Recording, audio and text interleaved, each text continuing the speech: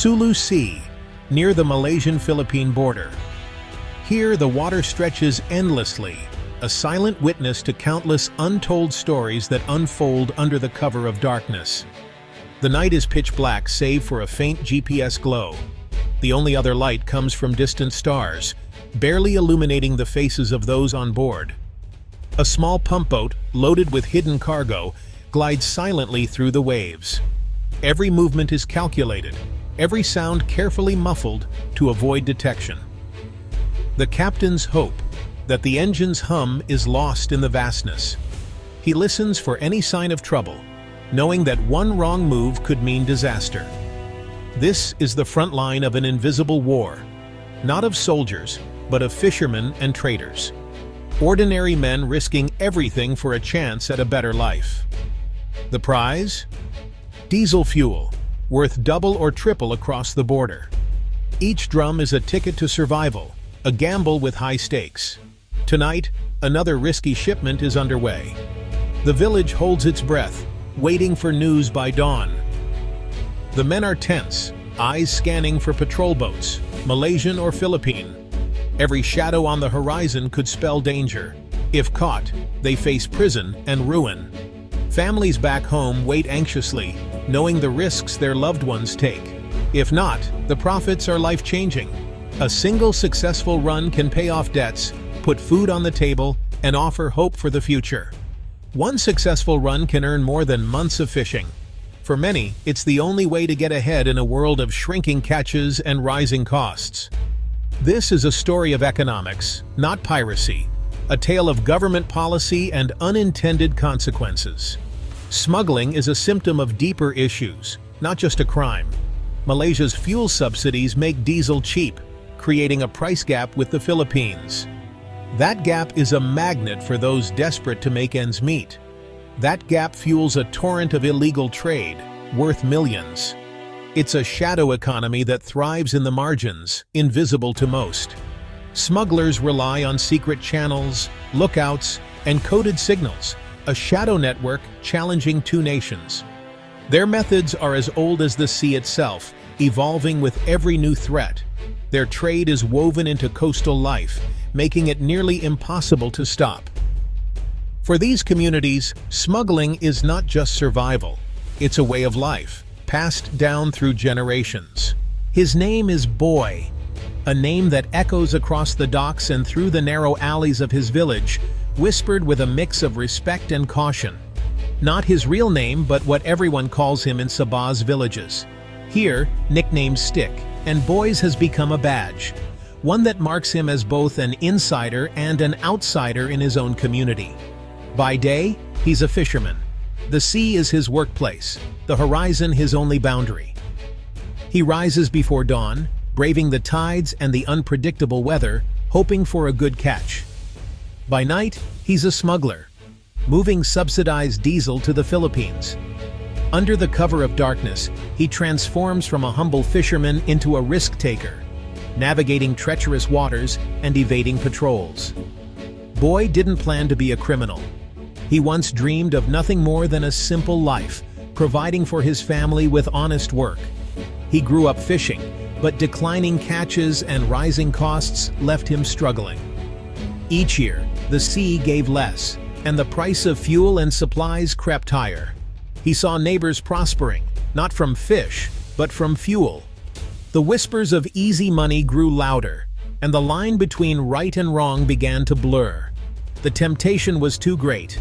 Hunger and hope can push a man to places he never imagined. His first run was terrifying, just a few jerry cans hidden under nets. Every creak of the boat sounded like a warning, every shadow a threat. He learned the routes, the signals, the drop-offs. Each journey taught him new tricks, and every successful run built his confidence. The cash was more than he'd ever made fishing. It was enough to pay debts, buy medicine, and send his children to school. The risk was high, but the reward immediate, a way out of poverty. For the first time in years, Boy felt hope flicker in his chest. Now, Boy is a veteran. He's no longer the nervous newcomer. He's respected, even feared, by others in the trade. He runs a bigger boat, has his own network, and knows the dangers well.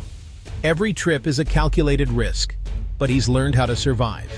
He's had close calls, lost cargo, and dealt with betrayal. The sea is unforgiving, and so are the people who profit from it.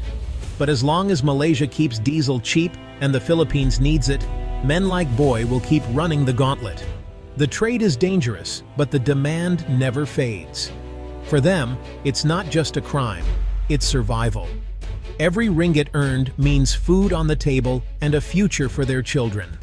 The trade is a lifeline for families, not just a shadowy business. It binds the community together, even as it puts them at risk. Boy's story is echoed by countless others along the border. Each man has his reasons, his fears, and his dreams. The economics are simple. As long as the price gap exists, the trade will continue. It's a cycle driven by need, not greed. Midnight runs are a gamble, but for many, it's the only game in town. For Boy and others like him, the sea offers both danger and hope, a chance to change their fate, one risky journey at a time. Malaysia's fuel subsidy was meant to help its people, especially fishermen. Cheap diesel keeps boats running and fish affordable. But just across the border, the Philippines pays global market prices, much higher. In Sabah, a liter of diesel costs less than half what it does in the southern Philippines. This price gap is irresistible. A single boatload can net thousands in profit overnight. Fishermen are given special cards to buy subsidized fuel, far more than they need. The excess is the black market's lifeblood. Officially, it's for fishing. In reality, it's fueling a shadow economy. The subsidy, meant to help the poor, has become a trap, driving the very smuggling it was meant to prevent. The operation begins under the cover of darkness, with coded calls and cryptic texts. Orders are placed, times are set, and every message is carefully worded to avoid suspicion. In these quiet moments, the night's plan is set in motion. Suppliers quietly arrange fuel, while seasoned smugglers like Boy ready their boats for the journey ahead, checking every detail to ensure nothing is left to chance. As dusk settles, they move quickly and silently, loading heavy drums of diesel onto boats at hidden jetties, always watching for prying eyes or sudden interruptions. Tarps and fishing nets are carefully arranged to disguise the cargo, making the fuel drums look like just another part of a fisherman's haul, at least from a distance. The crossing is the most dangerous part of the night, navigating pitch-black waters by GPS, dodging patrol boats, and relying on sharp-eyed lookouts to spot trouble before it's too late.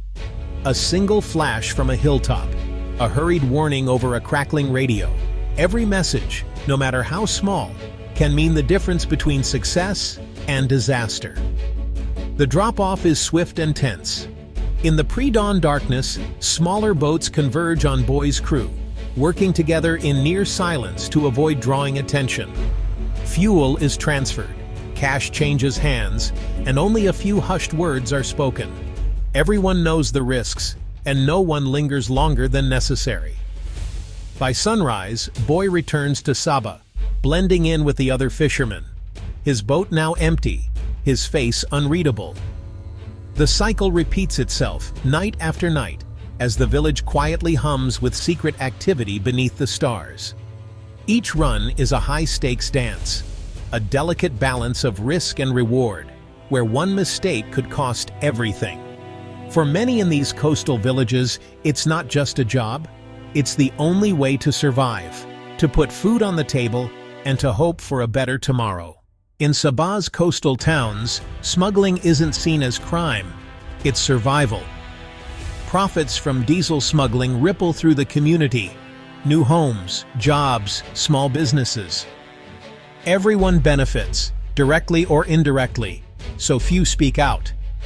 Even those not smuggling sell supplies or services to those who do.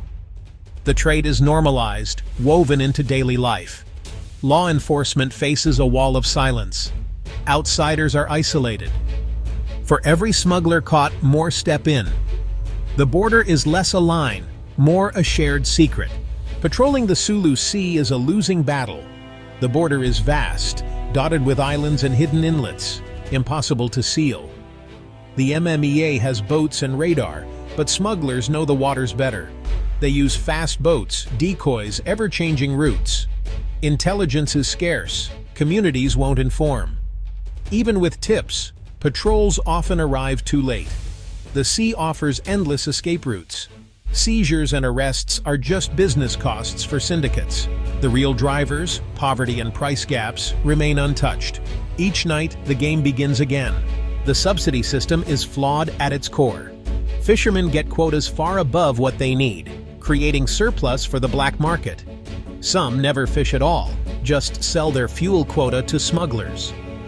The most profitable fishing is selling diesel, not catching fish. The government tries to tighten controls, but syndicates adapt, using fake fishermen, bribing officials. The policy meant to help has become a source of corruption and illicit wealth. Ghost fishermen thrive, boats idle, fuel flows to the black market. Good intentions have turned into gold for criminals. The southern Philippines is remote, poor, and dependent on diesel. Boats, generators, and livelihoods all run on fuel. No subsidies here. Fuel is expensive, hard to get. Smuggled Malaysian diesel is often the only affordable option.